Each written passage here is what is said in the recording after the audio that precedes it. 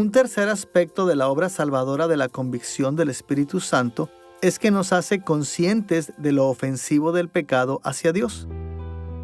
Bajo la convincente obra de salvación del Espíritu Santo, los pecadores llegan a comprender que su pecado ofende el carácter santo de Dios, viola su santa ley y merece su ira. Escuchemos solo algunos ejemplos de esto en las Escrituras. En Esdras capítulo 9, versículo 6, Esdras oró: Dios mío, confuso y avergonzado estoy para levantar, oh Dios mío, mi rostro a ti, porque nuestras iniquidades se han multiplicado sobre nuestra cabeza, y nuestros delitos han crecido hasta el cielo.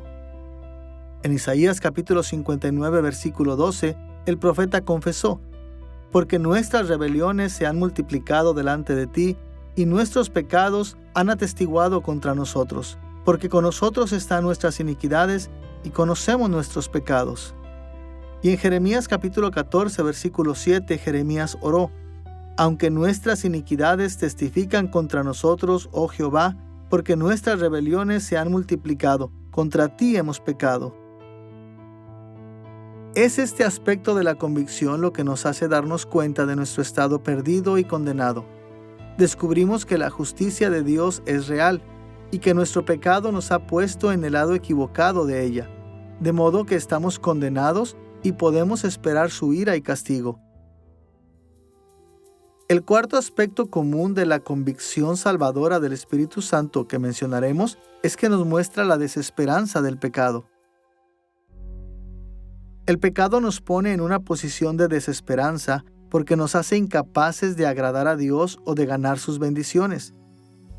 Debido a la corrupción del pecado, no podemos hacer nada para agradar a Dios, y mucho menos para salvarnos a nosotros mismos. Por eso Pablo nos llamó débiles en Romanos capítulo 5, versículo 6. La caída de la humanidad en pecado afectó completamente nuestra capacidad de agradar a Dios. Antes de la caída, todo lo que hizo Adán, es interesante pensar en esto, todo lo que Adán hizo fue agradable a Dios, excepto comer del árbol del conocimiento del bien y del mal. Pero una vez que el pecado fue cometido, y una vez que nuestras vidas fueron afectadas en nuestro corazón, mente, alma, todo nuestro ser, todo lo que hacemos ahora es pecaminoso. Y así ni siquiera las acciones justas que hacemos, o lo que podríamos llamar acciones justas, están libres de pecado. Y así la caída está completa, y sin la obra de gracia de Cristo, no hay nada que podamos hacer en última instancia que complazca y honre a nuestro Dios. Debido a que el pecado nos pone en esta condición desesperada, somos completamente dependientes de la gracia de Dios para el perdón y la salvación. Es por eso que los escritores de las Escrituras insistieron en que la salvación es por gracia y no por obras. Como Pablo escribió en Efesios capítulo 2, versículos 8 y 9, porque por gracia sois salvos por medio de la fe, y esto no de vosotros, pues es don de Dios, no por obras, para que nadie se gloríe. Es la obra de convicción del Espíritu Santo la que nos lleva a este entendimiento. Nos hace dejar de buscar desesperadamente la salvación por nuestro propio mérito y nos hace reconocer nuestra impotencia aparte de la misericordia y gracia de Dios. Como resultado, nos conduce al arrepentimiento, creyendo por fe que Dios perdonará nuestros pecados y nos recibirá como sus hijos amados en Cristo. Ahora que hemos tratado la conversión en términos del Espíritu Santo, regenerando nuestro espíritu y condenándonos al pecado, veamos su obra de justificación. En la teología protestante, el término técnico justificación se refiere a la declaración legal de Dios que absuelve a un pecador de la culpabilidad de su pecado y que le acredita con la justicia de Cristo. El término justificación, el verbo relacionado justificar y también las palabras justo y rectitud provienen de una familia de palabras relacionadas con el verbo griego dikaiō. A lo largo del Nuevo Testamento, esas palabras se refieren regularmente al acto de Dios de perdonar a los pecadores y declararlos justos ante sus ojos. Lo vemos en Romanos capítulo 3, versículo 30, capítulo 4, versículo 5, capítulo 5, versículos 1 y 9, Primera de Corintios capítulo 6, versículo 11, Gálatas capítulo 3, versículos 8 y 11, y muchos otros lugares. Además, el Nuevo Testamento enseña constantemente que los pecadores son justificados o declarados justos por medio de la fe, sobre la base del sacrificio expiatorio de Cristo por nosotros. Como un solo ejemplo, en Romanos capítulo 3, versículos 22 al 24, Pablo escribió: La justicia de Dios, por medio de la fe en Jesucristo, para todos los que creen en Él, siendo justificados gratuitamente por su gracia, mediante la redención que es en Cristo Jesús. En la teología sistemática, generalmente pensamos en la justificación en términos de la obra de Cristo. Después de todo, es su muerte expiatoria la que proporciona la base legal para nuestro perdón. Y es su resurrección la que proporciona la posición de justicia y la nueva vida que compartimos después de que somos perdonados. Pero el Espíritu Santo también juega un papel importante en nuestra justificación. La obra de Cristo fue histórica, una sola vez y para siempre, pero los pecadores han necesitado justificación a lo largo de la historia, antes, durante y después del tiempo de Cristo, y es el Espíritu Santo quien resuelve este problema, aplicando los beneficios justificativos de la obra de Cristo a los creyentes en cada período de tiempo. Escuchamos lo que Pablo dijo en 1 Corintios capítulo 6, versículo 11.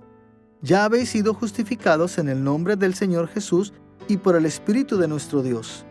Pablo afirmó que estamos justificados en el nombre de Jesús, lo que significa que somos declarados justos sobre la base de su autoridad y su obra salvadora. Pero también dijo que somos justificados en o por el Espíritu, porque Él es el que nos aplica la justificación. Vemos algo similar en Romanos capítulo 14, versículo 17, donde Pablo dijo: Porque el reino de Dios es justicia, paz y gozo en el Espíritu Santo.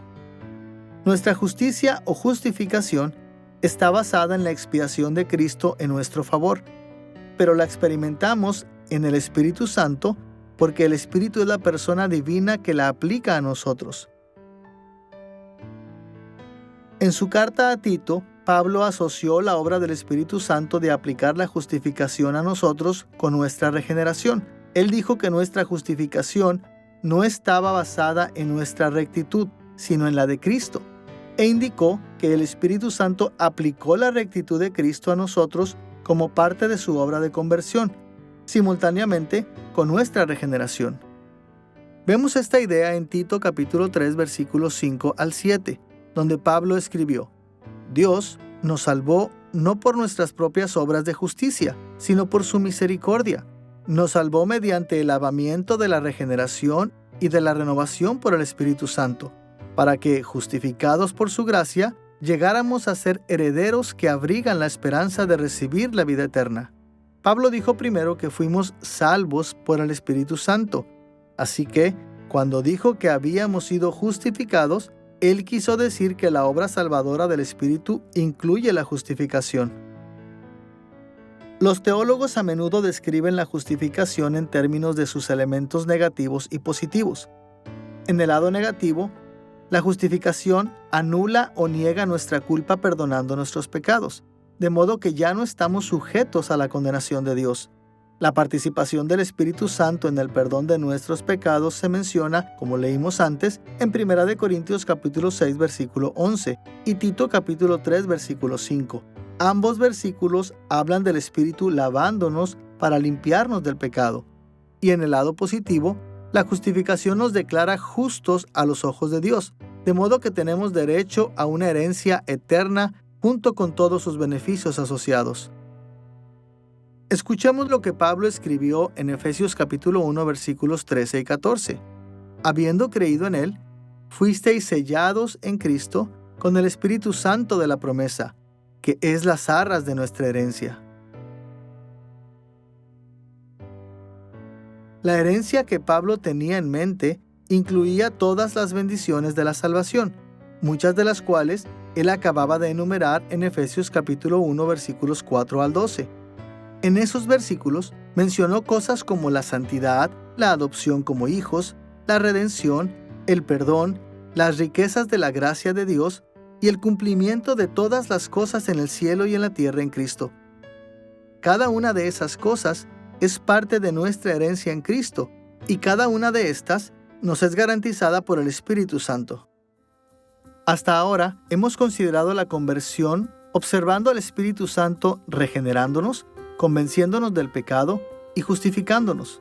Así pues, ahora volvamos nuestra atención a los aspectos iniciales de su obra santificadora. En términos simples, santificación es el acto de hacer a las personas y las cosas santas. La obra santificadora del Espíritu incluye separar a las personas y las cosas para el uso de Dios, purificarlas y hacerlas aptas para estar cerca de la gloria de Dios. Cuando la Biblia describe a Dios como santo, en realidad va detrás de un concepto que significa principalmente que Dios es distinto y separado.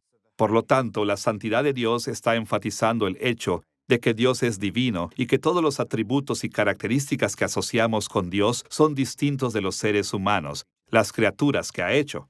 Y de manera análoga, por lo tanto, cuando hablamos de la santidad de los individuos, estamos hablando de personas que se separan de la pecaminosidad para volverse más parecidas al Dios a quien desean servir. Las Escrituras usan la palabra santificación de diferentes maneras, y en consecuencia, los teólogos reconocen múltiples tipos o aspectos de la santificación. El tipo de santificación que el Espíritu Santo nos aplica en la conversión a veces se llama santificación definitiva, porque es un evento de una sola vez más que un proceso continuo. En nuestra conversión, el Espíritu Santo nos distingue y nos purifica uniéndonos a Cristo, y porque Jesús mismo está perfectamente santificado, perfectamente puro y sin pecado, también nosotros somos santificados. Escuchemos lo que nuestro Señor dijo en Juan capítulo 17, versículo 19. Y por ello yo me santifico a mí mismo, para que también ellos sean santificados en la verdad. La santificación de Jesús es necesaria para nuestra santificación, porque la nuestra fluye de la suya. Y en 1 Corintios capítulo 1, versículo 30, Pablo escribió: Cristo Jesús, el cual nos ha sido hecho santificación. Otros pasajes del Nuevo Testamento también abordan esta idea, incluyendo 1 Corintios capítulo 6, versículo 11 y Hebreos capítulo 10, versículo 10. A través de la santificación definitiva, nuestro Señor Jesús se convierte en la fuente de nuestra vida y fortaleza espiritual ahora, y más adelante en nuestra vida física en la resurrección general. Podemos ver esto de muchas maneras en las Escrituras. Por ejemplo, en Juan capítulo 15, versículos 1 al 5, Jesús se comparó a sí mismo con una vid y a los creyentes a las ramas de la vid. Y su punto es que nuestra unión espiritual hace que su vida fluya a través de nosotros. En 1 Corintios capítulo 6, versículos 15 al 17, Pablo dijo que nuestros cuerpos son miembros del mismo Cristo y que también somos uno con Él en espíritu. Y encontramos ideas similares en la metáfora del cuerpo humano que Pablo usó en lugares como Efesios capítulo 4, versículos 15 y 16, donde dijo que Cristo es la cabeza y los creyentes son su cuerpo. Estos aspectos orgánicos de la santificación cambian lo que hacemos, cómo pensamos y sentimos, lo que queremos y lo que amamos. Ellos nos imparten nueva vida, nuevas libertades y nuevas habilidades. Por ejemplo, nos liberan de la tiranía del pecado, permitiéndonos resistir el pecado que siempre vence a los incrédulos.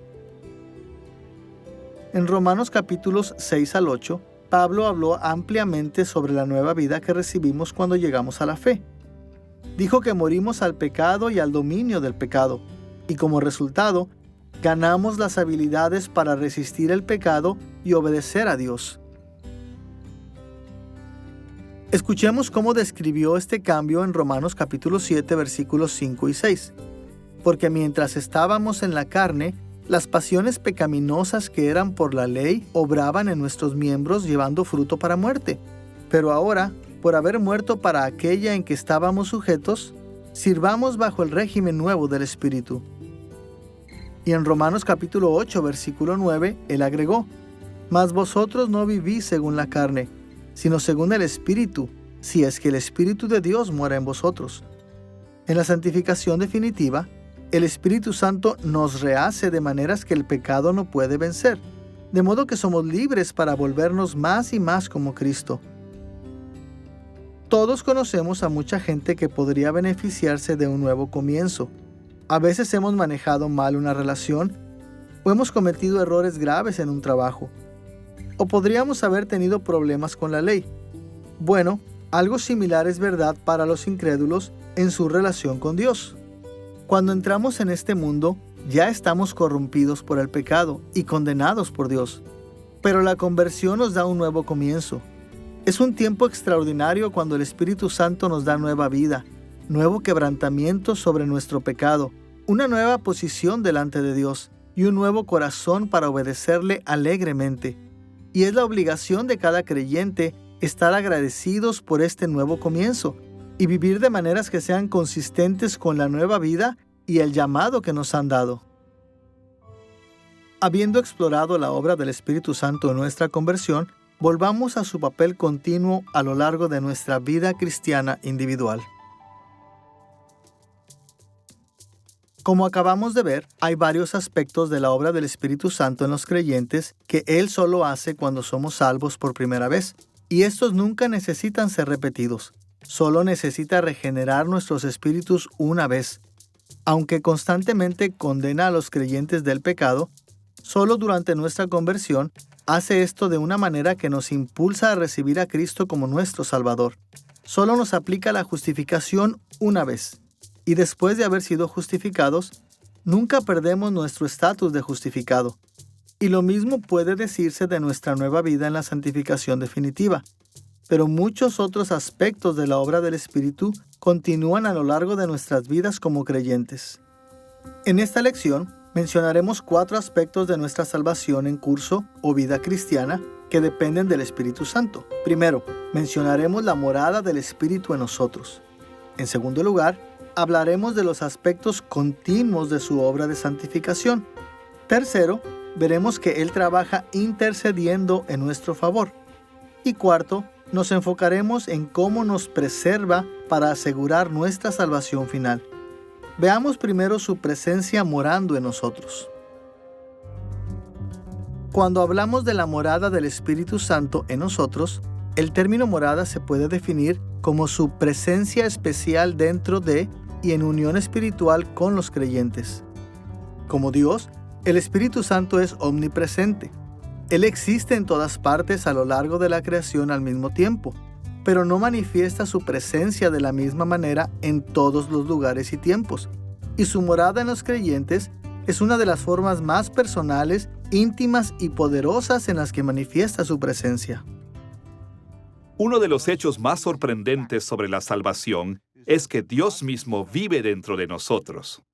Una vez que el Espíritu nos santifica en nuestra conversión, nos convertimos en valiosos recipientes para su presencia. Y porque nos ama tanto, y porque está decidido a influir en nuestros corazones y mentes para lo mejor, vive dentro de nosotros y nunca nos abandona. Cuando el Espíritu Santo nos regenera, no solo repara nuestro espíritu y luego nos deja a nuestros propios esfuerzos, más bien, Él reside dentro de nosotros. Vemos esto en lugares como 1 Corintios capítulo 6, versículo 19, 2 Timoteo capítulo 1, versículo 14 y Santiago capítulo 4, versículo 5. Y es su presencia moradora que en realidad da vida a nuestro espíritu. Escuchemos lo que Pablo dijo en Romanos capítulo 8, versículos 9 al 11. Y si alguno no tiene el Espíritu de Cristo, no es de él. Pero si Cristo está en vosotros, el cuerpo en verdad está muerto a causa del pecado, mas el Espíritu vive a causa de la justicia.